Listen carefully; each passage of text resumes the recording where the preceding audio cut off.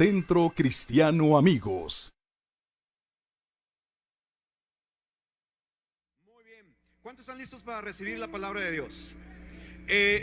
A veces yo tengo problema para ponerle título a las conferencias. Muchas veces no tengo problema en desarrollarla, en plasmarla en una hoja, en escribirla, pero muchas veces en ponerle el nombre se me complica. A veces paso más tiempo buscando el nombre de la conferencia que la conferencia como tal. Y hoy se me ocurrió ponerle a esta charla, a esta conferencia, 2 más Dios igual a 2 más Dios, ¿no? Igual a. Y yo creo que muchos de nosotros, haciendo las matemáticas y haciendo cuentas, a veces nos afanamos y nos preocupamos porque contamos lo que hay en nuestras manos, miramos nuestros propios recursos o miramos la falta de ellos y entonces pensamos inmediatamente, híjole, pues no voy a poder, no me va a alcanzar, no va a salir. Y muchas veces ponemos más énfasis en lo que no tenemos que en la promesa que Dios nos ha hecho. No sé si me estoy explicando. Y a veces como seres humanos es bien difícil poder dejar de mirar la vida de una manera natural y comenzarla a vivir de manera sobrenatural.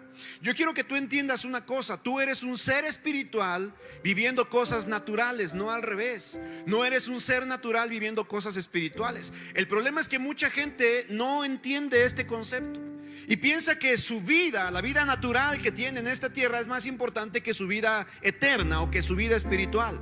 Pero si tú y yo entendiéramos que nuestra esencia es espiritual y que lo que a ti y a mí nos rige es lo espiritual y se evidencia en lo natural, entonces las cosas que vivimos de manera natural no tendrían por qué privarnos o por qué detenernos de nuestra asignación cuando hemos comprendido que somos seres espirituales más que seres naturales. No sé si me estoy explicando, pero la gente pone tanto su enfoque, su mirada en lo natural, que pierde de vista lo celestial.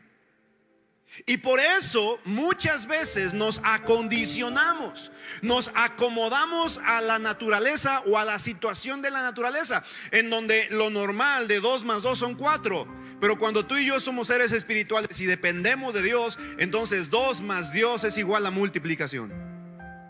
Uy, gracias por tu entusiasmo. ¿Cuántos creen esto? Si tú sigues creyendo que 2 más 2 son 4 y haces tus cuentas y dices, híjole, no, si diezmo me voy a desajustar, si doy mi promesa o si doy mi primicia no voy a alcanzar para pagar mi renta, bueno, entonces tú sigues viviendo en lo natural, pensando que 2 más 2 es igual a 4. Pero cuando en la ecuación de tu vida metes a Dios, entonces el resultado es multiplicación. Digan conmigo: multiplicación. Ahora yo quiero preguntar, ¿cuántos este 2022 quieren ver una vida de multiplicación en sus vidas? Quieren tener una vida efectiva de multiplicación. Y cuando hablo de multiplicación, no me refiero solamente a la cuestión financiera. Mucha gente limita la bendición de Dios solamente a lo económico, pero te tengo noticias: la bendición de Dios no se limita, no es escasa, no se enfoca solamente en lo material. La Biblia dice que la bendición de Dios es la que enriquece y no añade tristeza con ella. Porque ¿de qué sirve que tengas muchos millones de pesos o de dólares en tu cuenta bancaria si no tienes paz? ¿De qué sirve que tengas muchas propiedades y mucho de qué echar mano si no tienes gozo? Si vives una vida reprimida, una vida amargada, una vida resentida, una vida con miedo, ¿de qué te sirve todo el dinero? Puedes tener mucho dinero y aún así no ser bendecido. Pero Dios quiere llevarte a una vida de bendición en todas las áreas de tu vida, una vida de multiplicación. Di conmigo: multiplicación. Y esto te lo quiero poner con el fundamento de la Biblia, porque no es mi rollo, no es mi palabrería, y créemelo, no te estoy hablando palabras solamente. Quiero que pongamos atención a lo que habla la Biblia, lo que la Biblia registra del ministerio de nuestro Señor Jesucristo. Acompáñame con tu Biblia, Juan capítulo 6, versos 1 al 15. Evangelio según San Juan, o el Evangelio de Juan capítulo 6, versos 1 al 15. Voy a leer la Reina Valera, porque los maestros de Biblia y teología me dicen: apégate a la Valera, aunque yo prefiero la Nueva Traducción Viviente, se me hace más padre. Ahí le va. Capítulo 6, versos 1 al 15. Después Jesús cruzó al otro lado del mar de Galilea, conocido también como el mar de Tiberias. Una gran multitud siempre lo seguía a todas partes porque veía las señales milagrosas que hacía, cuando sanaba a los enfermos. ¿Por qué la multitud seguía a Jesús? Por lo que veía. ¿Por qué seguía a Jesús? ¿Por qué seguían a Jesús? ¿Por qué van a seguir al Dios que tú sirves? Por lo que ven en quién, en ti. ¿Sabes? Las palabras convencen, pero el testimonio arrastra. Deja de hablarles palabras y comienza a mostrarle con tus hechos que eres un hijo de Dios. Deja de decir que sabes de Biblia, que conoces de Biblia, que vienes a una iglesia. Es más, dejas de decir que vienes a CCA y publicas fotos medias gachas en tu muro. De la abundancia del corazón habla tu Facebook, ¿sabes eso? Por favor, si tú eres de los que suben fotos así medias gachas, medias encueradas en Facebook, mejor ni digas que eres cristiano. 1, 2, 3. Porque quemas la palabra de Dios. Perdóname si estoy siendo medio severo con esto, pero alguien me escribió y me dijo: ay, pastor, ¿y este va a su iglesia? Yo lo vi y dije: santo padre, y era un líder. No es cierto, no se crea. Pero sabes, la Biblia dice que seguían a Jesús por lo que ¿qué? Por lo que veían. Porque veían cómo Jesús alimentaba, sanaba, ministraba a la gente.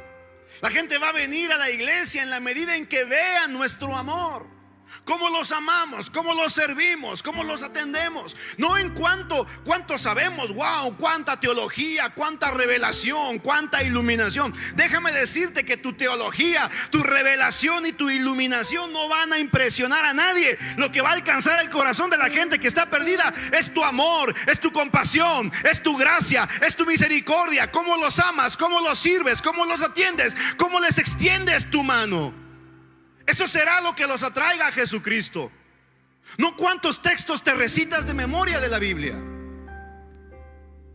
Las multitudes vinieron porque querían recibir algo de Jesús, porque sabían que si se acercaban a Cristo iban a obtener algún beneficio.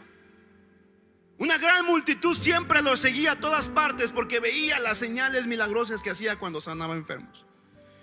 Verso 3: entonces Jesús subió a una colina y se sentó allí rodeado de sus discípulos. Ya era casi el tiempo de la celebración de la Pascua judía. Era un tiempo muy importante para el pueblo de Israel. La celebración de la Pascua judía no era otra cosa sino la conmemoración del pueblo de Israel de cómo fueron sacados de Egipto por la mano poderosa de Dios. ¿Te acuerdas de esa ocasión?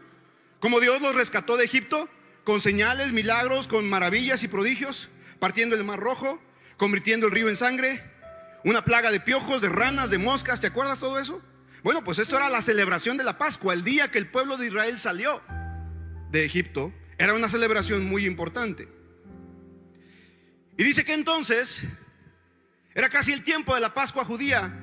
Enseguida Jesús vio que una gran multitud venía a su encuentro. Dirigiéndose a Felipe le preguntó. ¿Qué fue lo que hizo Jesús a Felipe? Le preguntó: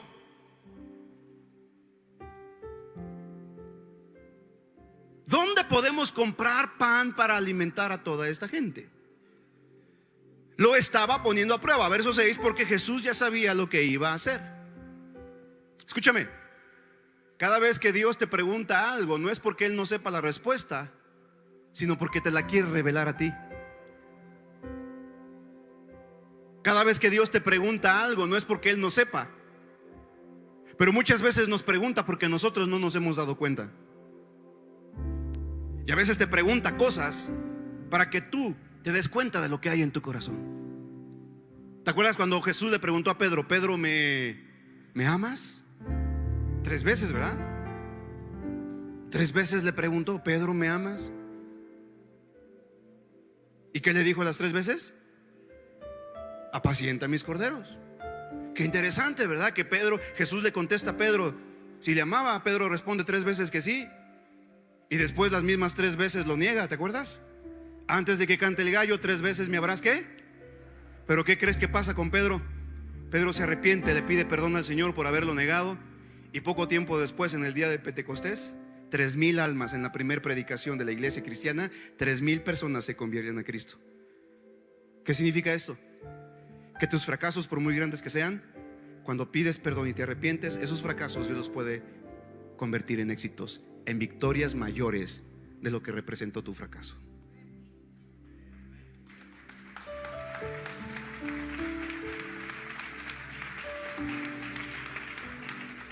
Enseguida Jesús vio que una gran multitud venía a su encuentro y dirigiéndose a Felipe le preguntó: ¿dónde podemos comprar pan para alimentar a toda esta gente? Lo estaba poniendo a prueba.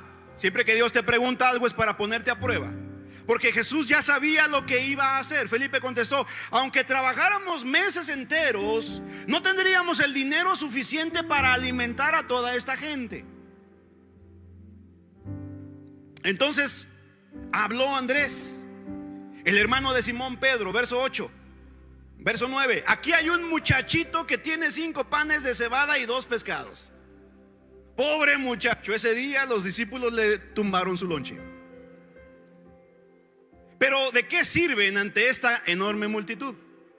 Jesús dijo: díganles a todos que se sienten.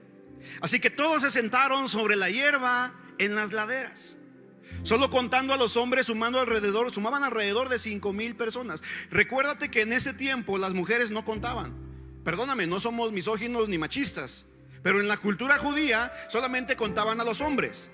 Y la Biblia dice que eran solamente 5,000 hombres, sin contar mujeres y niños. Según los estudiosos, los arqueólogos y los teólogos, dicen que probablemente en esta ocasión fueron más de 12,000 personas los que recibieron el milagro de la multiplicación.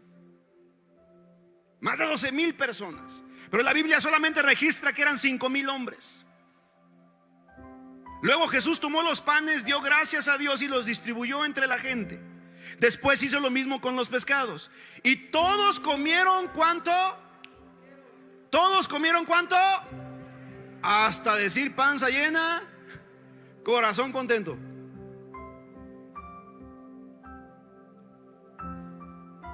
¿Me sigue? 12. Una vez que quedaron satisfechos, Jesús les dijo a sus discípulos: ahora junten lo que sobró para que no se desperdicie ¿qué? Nada. Entonces ellos juntaron las sobras y llenaron 12 canastos con los restos que la multitud había dejado después de comer de los 5 panes de cebada. ¿Cuántos canastos sobraron? De 5 panes y 2 peces a alimentar a una multitud de más de 5,000 personas, y que además sobre. Wow, ¿cuántos quieren esa unción de multiplicación en sus vidas? Hoy quiero desatar y soltar sobre tu vida una unción de multiplicación en el nombre de Cristo Jesús.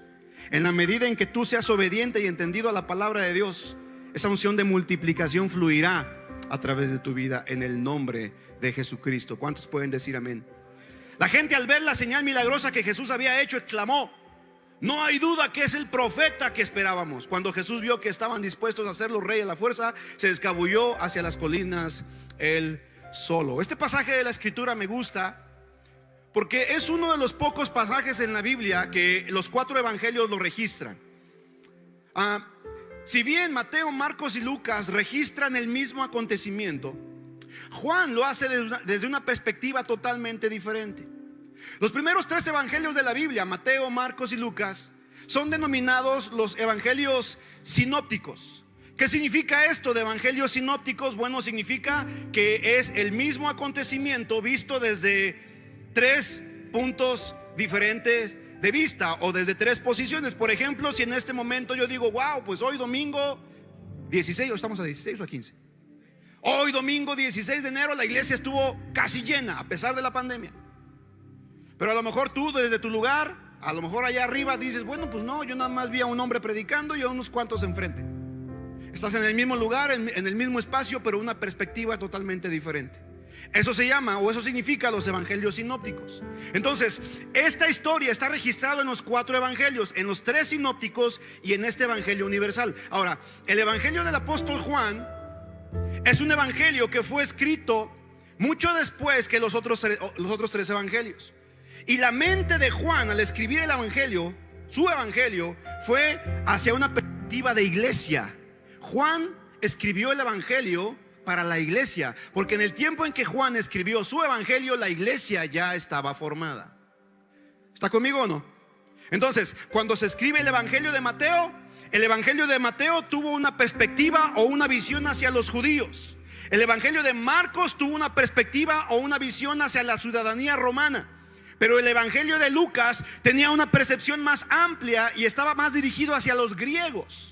Por eso es que cada uno de ellos da un enfoque diferente del mismo pasaje o del mismo tema. Pero Juan, su perspectiva fue universal, fue a la iglesia que estaba compuesta de judíos, de griegos, de romanos, de latinos, de mexicanos, de pochos, de todo mundo. ¿Me sigue? Y en cada uno de estos evangelios la misma historia tiene peculiaridades distintas, pero hay uno que en especial me gusta, porque si tú lees estos 4 evangelios te darás cuenta que en el evangelio de Juan, por ejemplo, se menciona a un niño, a un muchacho que tenía su lonche. Seguramente este niño sabía que Jesús predicaba largo, no solamente predicaba el evangelio eterno, sino que lo hacía muy. Entonces, cuando el niño se enteró que Jesús estaba por ahí, seguramente vino con su mamá y le dijo: mamá, voy a ir a escuchar al Mesías, voy a ir a escuchar al maestro. Y la mamá, seguramente como buena madre judío mexicana, le dijo: mi niño no se va sin su lonche. Entonces la mamá le preparó su lonche, 5 panes y 2 peces. Y ahí se va el muchacho a escuchar las enseñanzas del maestro. En ningún otro evangelio se registra que este muchacho haya llevado los 5 panes y los 2 peces. En los otros dice: pues ahí hay. Pues es que solamente tenemos, dice otro evangelio, 5 panes y 2 peces. Pero Juan dice: hey, aquí hay un muchacho que trajo 5 panes y 2 peces. Ahora, estamos tan acostumbrados a vivir de lo natural, estamos tan acostumbrados a vivir de lo lógico y racional, que hemos olvidado que tenemos un Dios que suple y provee todo cuanto necesitamos. No importa lo ilógico e irracional que nos pueda parecer, si creemos en un Dios todopoderoso, lo que para nosotros es imposible, para Dios todo es posible. ¿Alguien puede decir amén a esto? Pero la gente está acostumbrada a vivir en lo natural. Sus ojos están puestos en lo natural.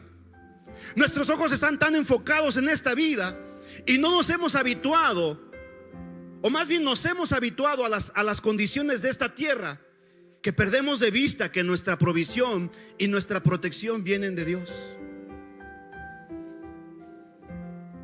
Lo digo y lo digo con mucho respeto. Tu protección no vendrá de una vacuna. Tu protección viene de Dios.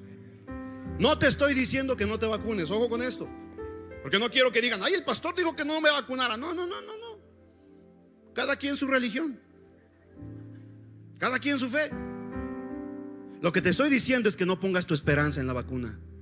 Pon tu esperanza en Dios, que Él te libra de todas tus angustias, te libra de todas tus preocupaciones.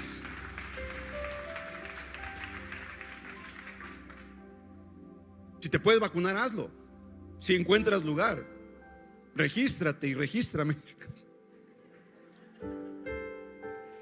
Pero cada quien, la gente ha estado poniendo su esperanza en otras cosas. Ha puesto sus ojos en lo natural, porque su vida está tan enfocada en lo natural que ha perdido de vista lo celestial. Ha perdido de vista que la provisión, la protección, la dirección vienen solamente de Dios. Hoy quiero animarte, amada familia. Quiero animarte a que entres con un nuevo entusiasmo a este nuevo 2022. A que no te conformes con lo que viviste en el pasado. No importa que la pandemia haya truncado muchos de tus sueños. Hoy estoy aquí para decirte que la pandemia no te va a detener. La crisis no te va a detener. La circunstancia no te va a detener. Porque tu provisión no es de esta tierra. Tu provisión es del cielo. Y si tú le crees al Dios del cielo, no habrá nada que impida tu propósito.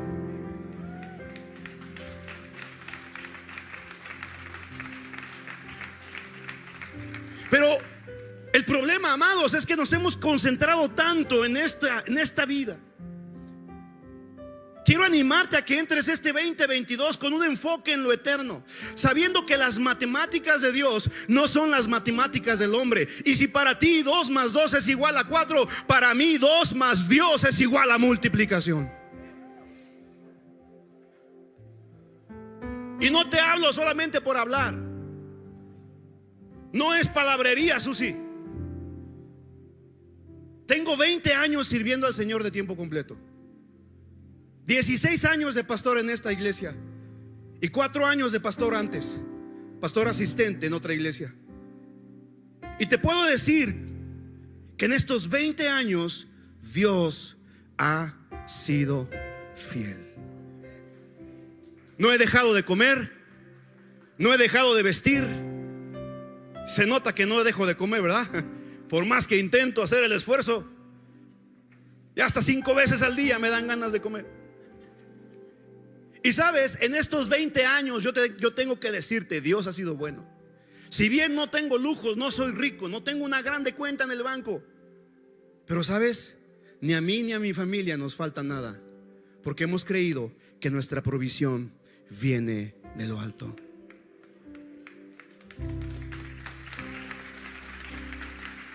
Ahora, tú lo has visto, y aquí están testigos. El arquitecto Miguel, el arquitecto Carlos, el arquitecto José Luis, la administración. Como lo dijo el pastor Josué Ramírez, tú estás sentado en una obra de fe. Ahí el lugar donde estás ocupando en este momento es una obra de fe.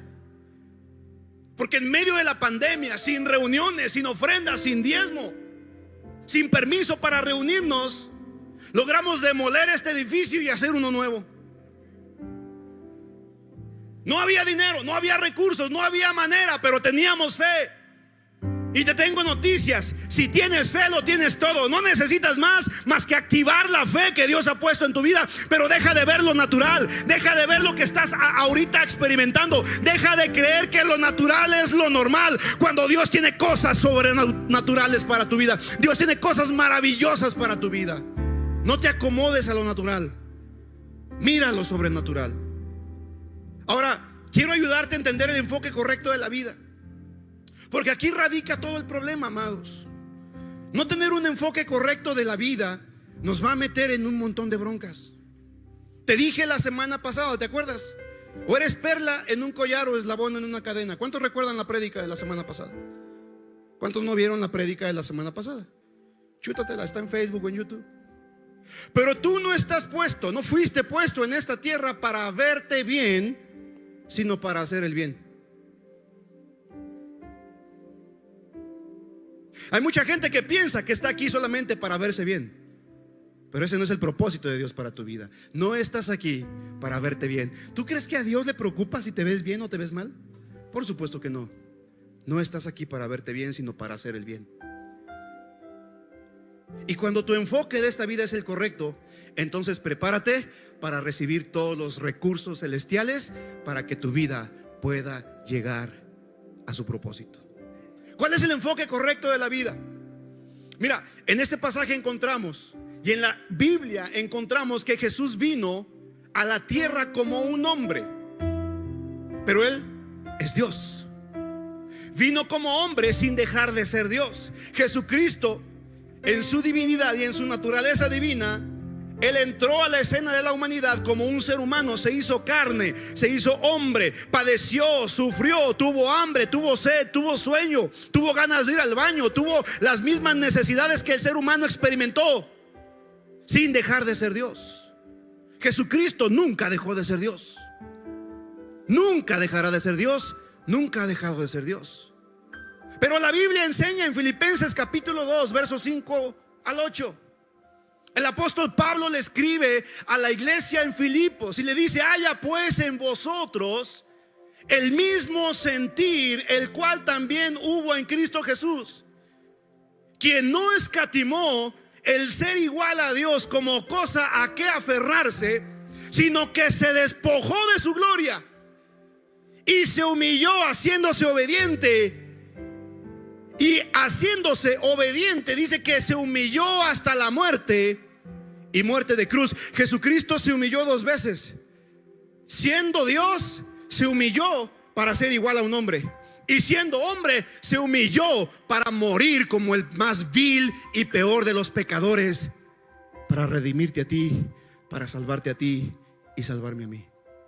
Y el apóstol Pablo dice: haya pues en vosotros el mismo sentir que hubo en Cristo Jesús. Haya pues en vosotros. ¿Y cuál es ese sentir que hubo en Cristo Jesús? Jesucristo, sin dejar de ser Dios, se hizo hombre y vino a servir. Wow, el Rey de Reyes, el Señor de Señores, el creador de todo lo que vemos y de lo que no vemos, se hizo carne, se hizo hombre para nuestro servicio. En otro pasaje de la Escritura, Marcos capítulo 10, verso 45, la Biblia enseña: porque el Hijo del Hombre no vino para ser servido, sino para servir y para dar su vida en rescate por muchos. El problema de por qué mucha gente vive en derrota y en escasez, el problema de por qué mucha gente vive sin entender para qué está puesto en esa tierra, es porque está viviendo para sí mismo, para sí misma, en lugar de vivir para su Creador. Jesucristo, lobo, Jesucristo vino a este mundo para servir. Imagínate, el Hijo de Dios, Dios mismo se hizo carne para servirnos. ¿Quiénes somos tú y yo para servirnos de la gente? Nuestro enfoque tiene que cambiar, amada familia. Y ahora tú y yo tenemos que vivir para servir. El problema de mucha gente es que piensa que esta vida se trata de ellos, y no han entendido que nuestra vida no se trata de nosotros, se trata de Él. Hey, escúchame, ponme atención acá. Entiende esto. Tu vida no se trata de ti. Tu familia no se trata de ti. Tu negocio no se trata de ti. Tu casa no se trata de ti. Tus hijos no se tratan de ti. Todo lo tuyo le pertenece a Dios. Tu vida se trata de Él. ¿Alguien puede glorificar el nombre del Padre por esto? Deja de pensar que es tu vida. No es tu vida. Dios te la prestó para que la vivieras para Él. Dios te la prestó para su gloria, para sus propósitos. ¿Estás aquí? Muchas personas viven para sí mismos en lugar de vivir para su gloria. Y el resultado de una vida para ti mismo es una vida de estrés, una vida de cansancio, una vida de frustración y una vida de miseria. La gente que vive para sí misma vive frustrada. La gente que vive para sí misma vive estresada, vive cansada, vive en la miseria. Escucha, ponme atención acá. Cuando vives para Dios, no solo tienes la aprobación de Dios, sino los recursos de Dios. Otra vez, cuando vives para Dios, no solo vives con la aprobación de Dios, sino con los recursos de Dios. ¿Y cuántos saben que los recursos de Dios son ilimitados? Levante su mano. ¿Alguien aquí se ha quedado sin señal de internet en su celular? ¿Y qué te dicen? Si quieres tener servicio ilimitado, entonces tienes que elevar tu ¿qué? Salir del sistema amigos, ¿verdad? Para que entonces obtengas recursos ¿qué? Hey, escúchame, ponme atención acá. A Dios nunca se le acaba el saldo. Dios tiene recursos ilimitados para todos aquellos que deciden vivir para su gloria. ¿Habrá alguien aquí en esta casa que ha decidido vivir para su gloria? Son recursos ilimitados para ti y para mí.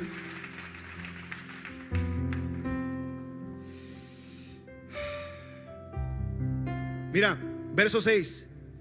Enseguida Jesús vino y vio que una gran multitud venía a su encuentro. Dirigiéndose a Felipe le preguntó: ¿dónde podemos comprar pan para alimentar a toda esta gente? Jesús no dijo: ay, ya se acabó la reunión, Martín, haz reservación allá en el Sirlón Estacade. para irnos nomás nosotros. No, Jesucristo pensó: ¿cómo vamos a alimentar a toda esta gente?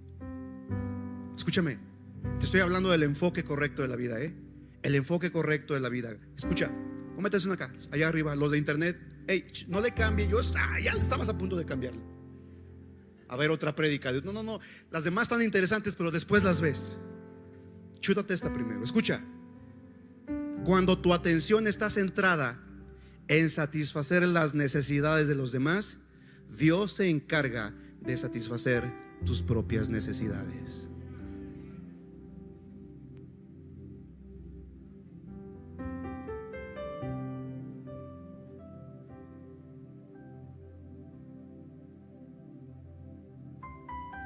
Cuando tú piensas en bendecir a otros antes de beneficiarte a ti mismo, entonces Dios te provee de todo lo necesario para que sirvas, para que ayudes, para que alimentes.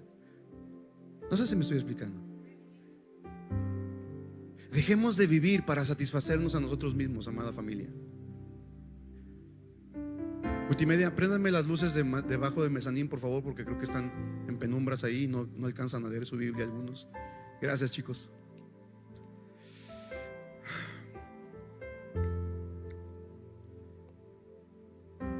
Dejemos de vivir para nosotros mismos y pensemos: ¿cómo puedo ayudar? ¿Cómo puedo servir?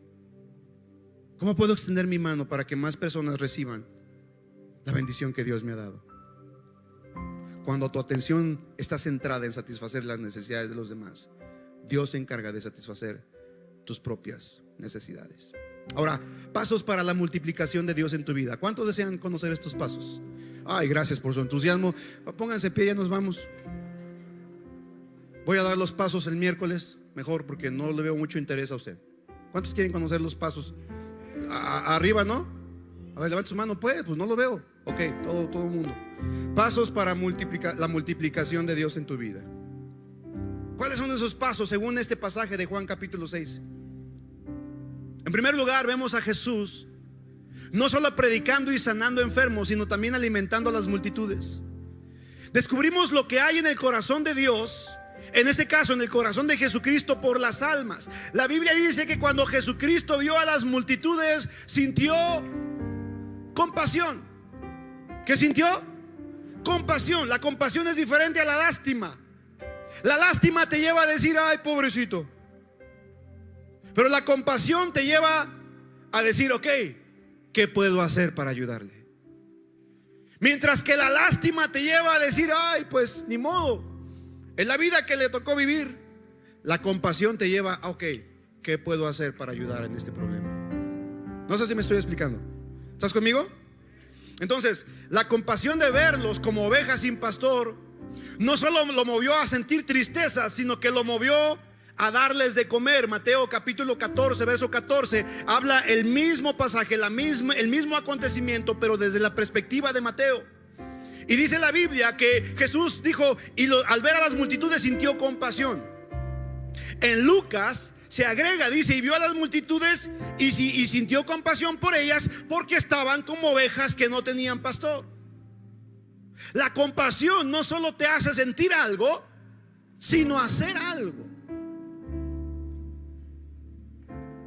¿Están aquí? Levanta su mano el que está aquí.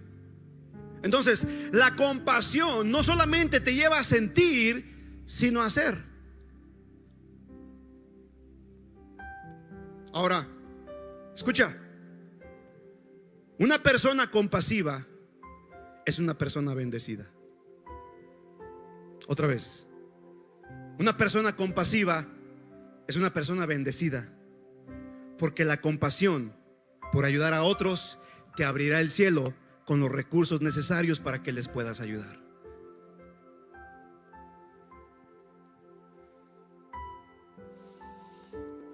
¿Sabes cuál es lo contrario a la compasión?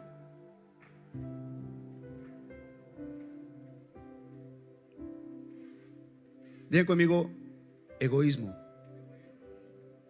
Dile más fuerte: egoísmo. Porque mientras en la compasión buscas la manera de poder suplir necesidades. En el egoísmo buscas la manera de poder acaparar.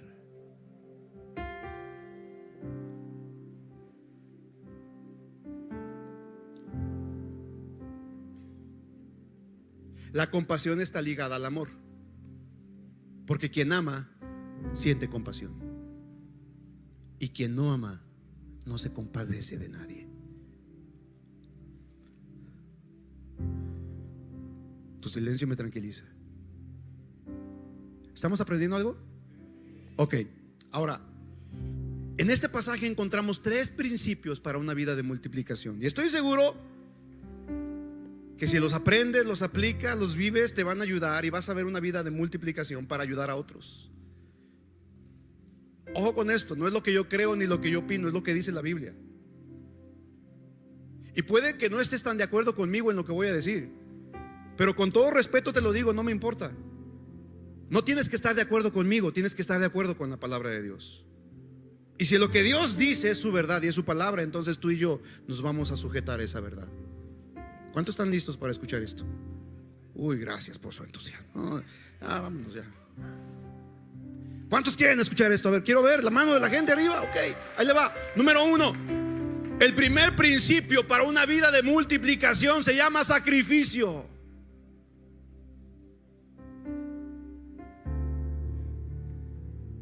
Gracias por ese amén entusiasta.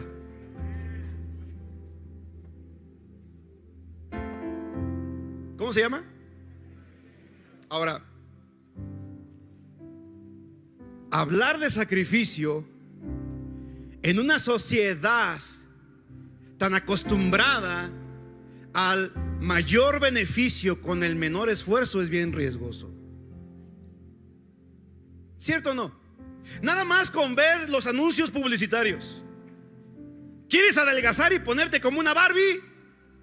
Compra el producto milagro. Solamente una pastilla en la mañana y otra en la noche, y en 15 días estarás mejor que Barbie. Ya está la doña, ¿verdad? O el joven o la señorita comprando sus píldoras de semilla de Brasil y de no sé de cuándo, porque dice, ay, que yo quiero estar como una Barbie. Mira, yo he tomado esos productos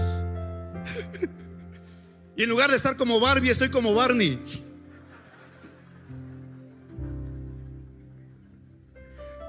¿Sabes por qué? Porque a la gente no le gusta el esfuerzo.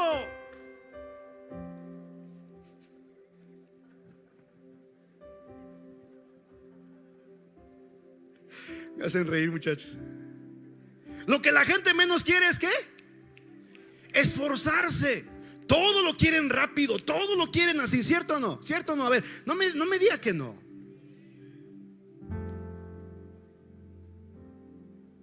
Estamos viviendo en una sociedad en donde si no le ofreces a la gente la rapidez que quiere, se enoja, se va, te critica en redes sociales, te pone malos comentarios en tu negocio.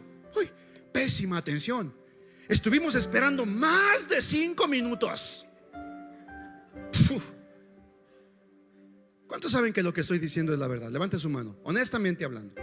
A ver, y los que son prestadores de servicios, levante su mano. ¿Cierto o no? ¿Cierto o no? El prestador de servicios ve con mucha tristeza que el cliente te exige y te exige y te exige y no quiere muchas veces.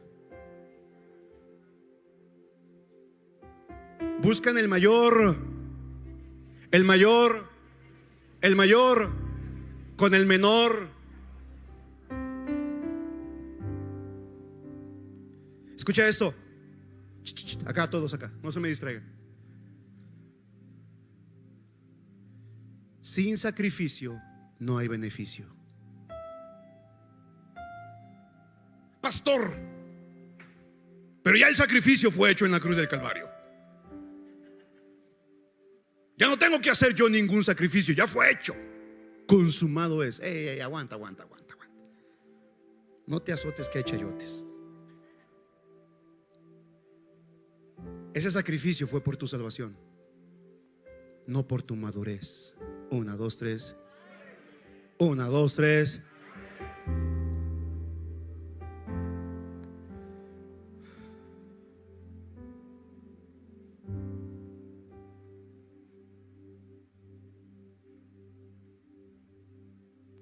Sí, Él hizo el sacrificio. Él pagó en la cruz. Tú ya no tienes que sacrificar nada para ser salvo. Pero escúchame, entonces, ¿por qué Jesús dijo en su palabra: el que quiera venir en pos de mí, niéguese a sí mismo, tome su cruz cada día y sígame? Eso de cada día fue añadido después en la Reina Valera. En los textos originales no dice cada día, dice solamente: niéguese a sí mismo y sígame. Madurar requiere sacrificio, amada familia. Requiere sacrificio el levantarte temprano a orar. Requiere sacrificio el venir a un discipulado y terminarlo. Requiere sacrificio inscribirte en el seminario, en el instituto bíblico de tu iglesia y terminarlo, no dejarlo a medias. 1, 2, 3. 1, 2, 3.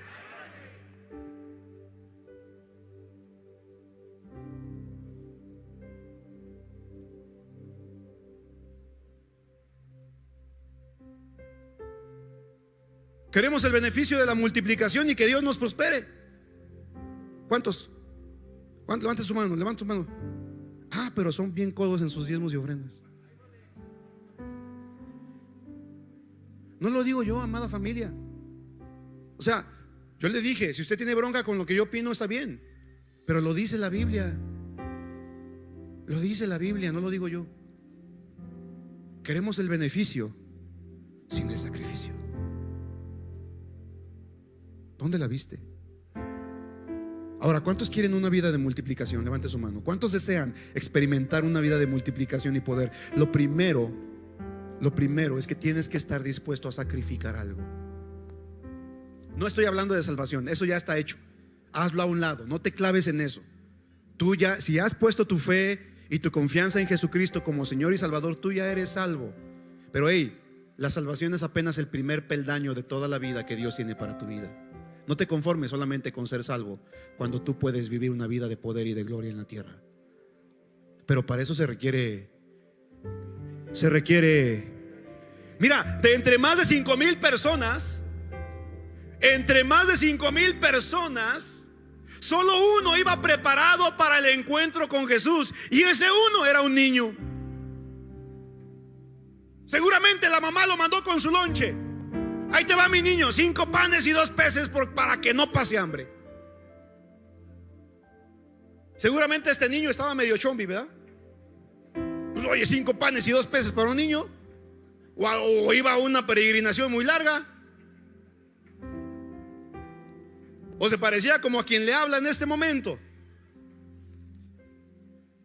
Pero era un niño. Muchas veces las más grandes bendiciones llegan de las formas menos esperadas. ¿Quién se hubiera imaginado que el almuerzo de un niño vendría a ser el alimento de una multitud? Pero,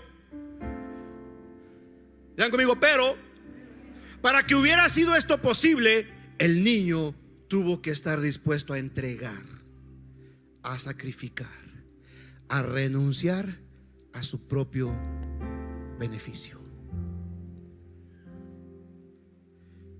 ¿Qué hubiera pasado? Imagínate, si de pronto el niño va con su lonche, ¿verdad? Ahí va, con sus 5 panecitos y 2 pececitos, y de pronto Andrés lo ve y le dice: ay, muchacho, a ver, ¿qué traes ahí? Es el lonche que me dio mi mamá. Y que Andrés le hubiera dicho: pues presta para la orquesta, que hay mucha necesidad, el maestro lo necesita. Que el niño hubiera dicho: no, hombre, ¿por qué si es?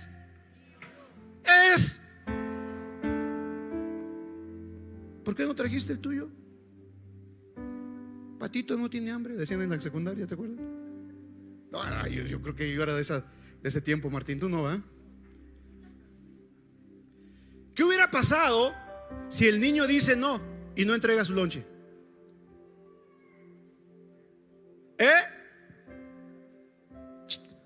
Escucha esto, ponme atención a esto, es importante.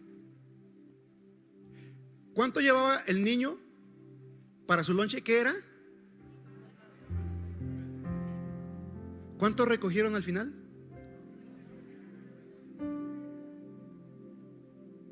¿De quién eran los peces y los panes originalmente? ¿A quién le correspondían al final las canastas?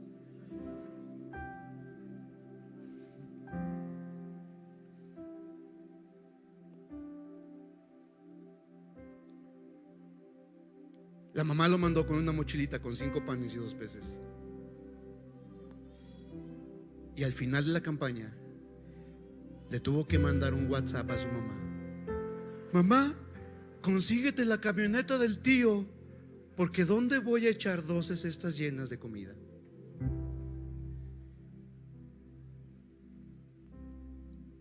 ¿Sabes? Escucha esto. Ponme atención. Cuando Dios te pide algo, no es porque te lo quiere quitar, te lo quiere multiplicar. Pero no te lo va a multiplicar hasta que estés dispuesto a sacrificarlo. Ay, te está pasando de largo.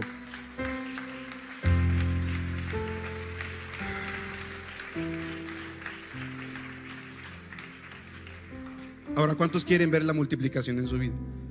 Oh, sí, todos. ¿Cuántos quieren ver la multiplicación? Levanta su mano. Ok, ¿cuántos están dispuestos al sacrificio?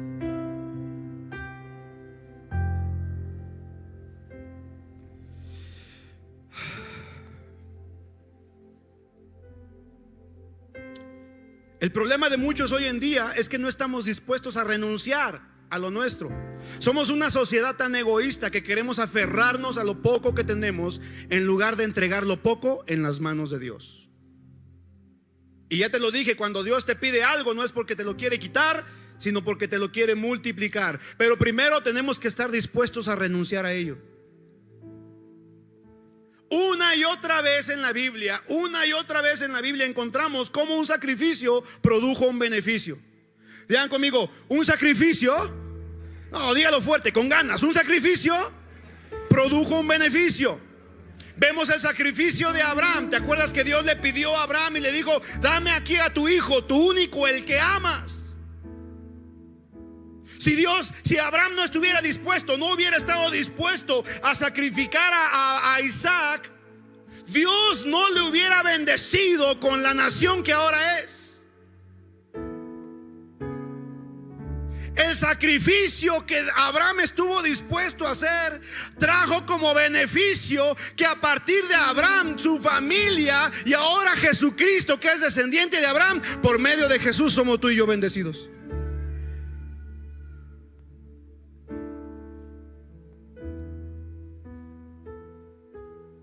¿Qué me dices del sacrificio de José, el soñador? Él se sacrificó más de 20 años de su vida en la miseria, en la esclavitud, como prisionero. Pero por ese sacrificio el beneficio es que hoy el pueblo de Israel existe como nación, porque si no se hubieran muerto de hambre. ¿Qué me dices del sacrificio de David? David entendió que lo más importante para sacrificar a Dios no eran corderos, no eran bueyes u ovejas, era el mismo corazón. Y a partir de David ahora tenemos el beneficio de la adoración, del altar en la presencia de Dios. Y el mayor sacrificio de todos, el más importante y el más glorioso, el que hizo Jesucristo en la cruz del Calvario, para que por medio de su sacrificio ahora tú y yo pudiéramos tener el beneficio de la salvación y la vida eterna. Escúchame, amada familia, amada iglesia, no te equivoques. Sin sacrificio no hay beneficio. Sin sacrificio no hay beneficio. Queremos sacrificarnos, debemos esforzarnos, debemos de buscar a Dios con todo nuestro corazón para obtener el beneficio de ser bendición para otros. Y lo reitero y lo vuelvo a decir, no estoy hablando de salvación, eso ya quedó resuelto. No hay nada que tú hagas que le añada méritos a tu salvación. Tú ya eres salvo por fe. No puedes y no tienes que hacer ningún otro sacrificio. No me estoy refiriendo a que hagas sacrificios para ser salvo. Ya eres salvo. Pero ahora esfuérzate para alcanzar la madurez y la estatura del varón perfecto, que es Jesucristo. Pensé que ibas a glorificar a Dios por esto.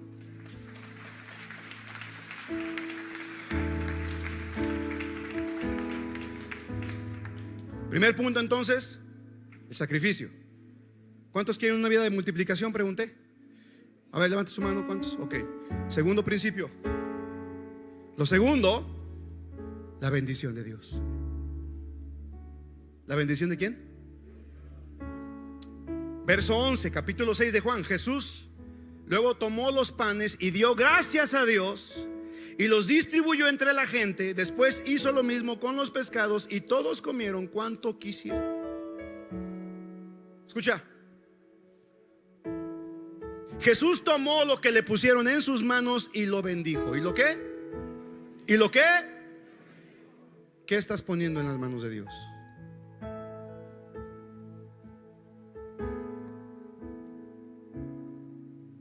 Porque todo lo que pongas en sus manos, todo será bendecido. Tu trabajo, tus finanzas, tu matrimonio, tu salud, tus hijos.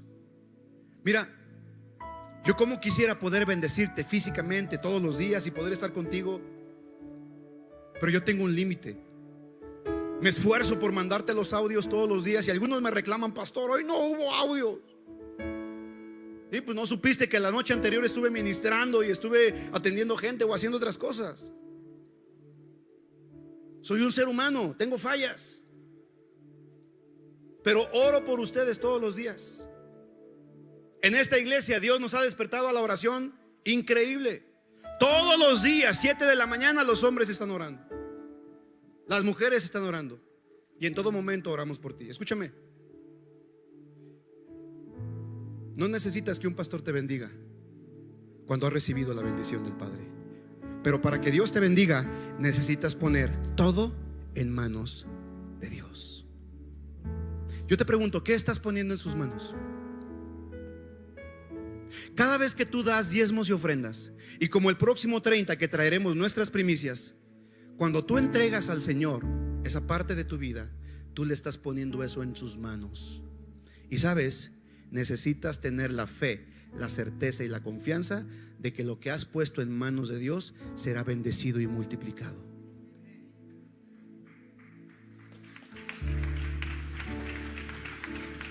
¿Sabes por qué? Porque solo lo que pones en manos de Dios recibe la bendición del Padre. ¿Cuánto de lo que tienes estás dispuesto a poner en manos de Dios? Si lo que recibes de Dios se queda en tus manos, ahí termina. Pero si lo pones en las manos de Dios, ahí se multiplica. Todo depende de las manos de en quien estén las cosas. ¿Me sigue? Y número 3, ya para terminar, póngase en pie. Ya estoy terminando. ¿Cuántos dan gracias a Dios que ya estoy terminando? No vino el pastor José, por eso no escuché el amén de este lado. Ay, pero vino el chino.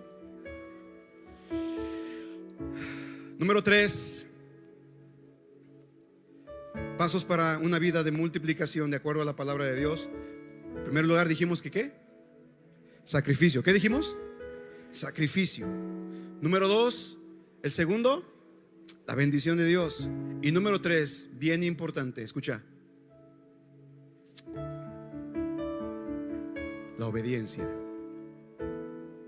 ¿La qué? Uy, qué difícil es obedecer. Verso 10. Jesús dijo: díganles a todos que se sienten.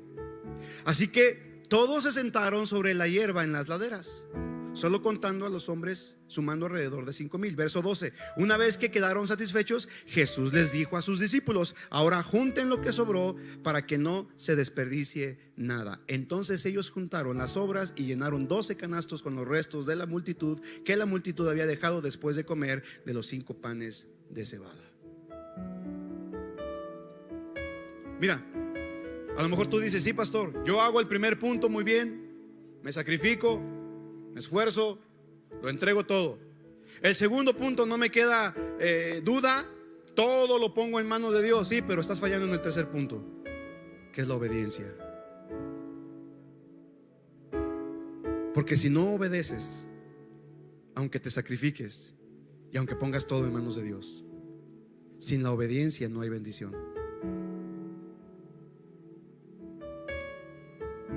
¿Me sigues o no?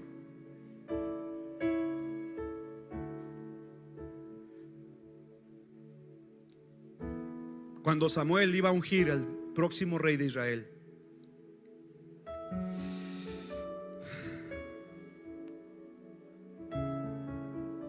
Dice la palabra de Dios que Dios le dijo a Samuel: ya, levántate, deja de llorar a Saúl, levántate, unce tu cuerno con aceite y unge al nuevo rey de Israel. Ve a la casa de Isaí de Belén. 1 Samuel capítulo 16. Y dice que cuando llegó el profeta, convocó a todos los de la familia de Jesse o de Isaí. Y entonces, estando ahí, el profeta Samuel vio al hijo mayor de Isaí, Eliab. Lo vio grande, imponente, majestuoso, y dijo: wow, de seguro este es el siguiente profeta, el siguiente rey. Estuvo a punto de ungirlo. ¡Ey! Dios lo detiene y dice: hey, tranquilo, sereno, moreno, este no es. Ok, dijo el profeta: bueno, va. El siguiente hijo de Isaí, Abinadab, lo ve, va a derramar el aceite y Dios le dice: para tu carro, mi chavo. Tampoco. Y el que seguía, dijo el profeta: bueno, pues de seguro es este, Sama. Lo mira, lo está a punto de ungir y Dios le dice: ya, bueno, tranquilo. A ver, Samuel, ¿no has entendido que tú ves lo que está enfrente de tus ojos, pero yo miro el corazón? Yo lo que estoy mirando es el corazón, y ninguno de estos tres tiene el corazón para ser rey. Y había uno que no fue invitado a esa celebración con el profeta. Uno que fue despreciado, que era el menor de todos. Uno que era humillado por sus hermanos. Uno que, por lo que dice la Biblia en el Salmo capítulo 50, 51, o por lo que algunos teólogos dicen, seguramente había sido hijo de Isaí, pero fuera del matrimonio. Y ese uno estaba allá, lejos, cuidando las ovejas de su padre. Todos los demás, grandotes, imponentes, fuertes, rubios, hermosos, y aquel, un muchacho débil, enclenque, que cuando el gigante lo vio, lo menospreció. Pero había algo de grandeza en David, y la grandeza que David tenía es que era obediente.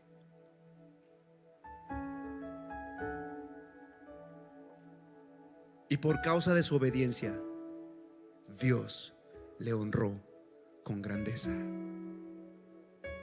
Y eso no es exclusivo para David, eso también aplica para todos los hijos de Dios. En la medida en que tú seas obediente, Dios te posicionará en la grandeza. Escucha esto: la obediencia te posiciona a la grandeza. Y cuando eres obediente, entonces prepárate para recibir la multiplicación de Dios en todas las áreas de tu vida. Ya acabé. Ya acabé.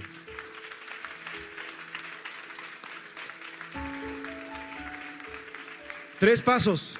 Vean conmigo, 3 pasos para la multiplicación. El primero fue: uy, ¿sí vinieron a la prédica o no? Estaban checando sus redes sociales, ¿verdad?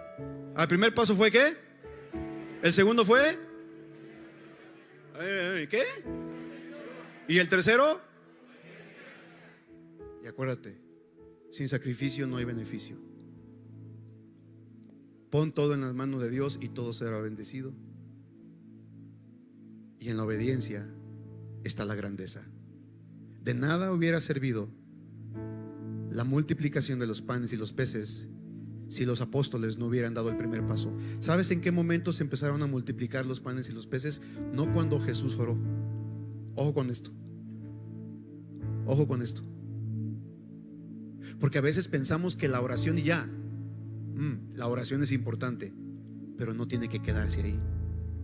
Mira, Jesús tomó los panes y los peces, y al momento de tomarlo, los bendijo, los consagró delante de Dios, y entonces lo entregó a los discípulos para que ellos a su vez lo repartieran a las multitudes. ¿Sabes en qué momento se empezó a multiplicar el pan? En el momento en que los discípulos fueron obedientes y comenzaron a repartir el pan entre las multitudes. Allí se activó el milagro de multiplicación.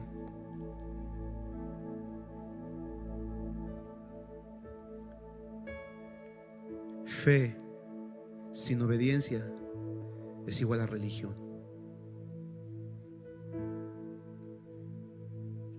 Hay mucha gente con fe, pero bien desobediente. Esa es gente religiosa.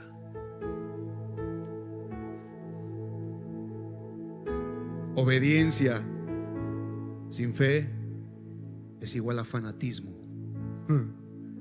porque ni siquiera sabes por qué estás siendo obediente ni a qué. No te vayas al extremo de ser un religioso o un fanático. Un religioso, mantente en la línea de la fe, la obediencia, el sacrificio, poner todo en manos de Dios. ¿Te sirve esto? ¿A cuántos les sirve esta palabra? ¿Cuántos se van bendecidos de este lugar? Vamos a dar un fuerte aplauso a Dios.